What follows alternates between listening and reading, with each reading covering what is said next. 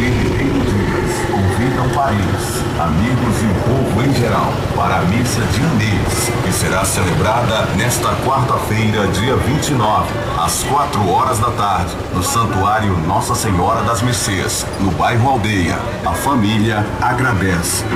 Não preciso nem dizer tudo isso que eu lhe digo, mas é muito bom saber que você é meu amigo. Você é meu amigo de fé, meu irmão, camarada, amigo de tantos caminhos, de tantas jornadas. Convite missa. Doutora Ada, filhos, genros, nora, netos e bisneto de Dr. Valdir Ribeiro Dias convidam parentes, amigos e o povo em geral para a missa de um mês, que será celebrada nesta quarta-feira, dia 29, às 4 horas da tarde, no Santuário Nossa Senhora das Mercês, no bairro Aldeia. A família agradece. Não parar pra me ouvir. É meu irmão, camarada.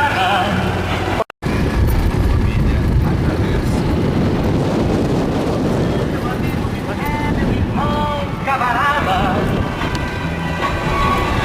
Sorriso e abraço festivo da minha chegada. Você que me diz as verdades com frases abertas.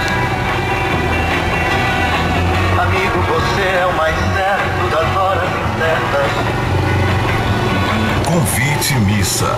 Doutora Ada, filhos, genros, nora, netos e bisneto de Dr. Valdir Ribeiro Dias convidam parentes, amigos e o povo em geral para a missa de um mês, que será celebrada nesta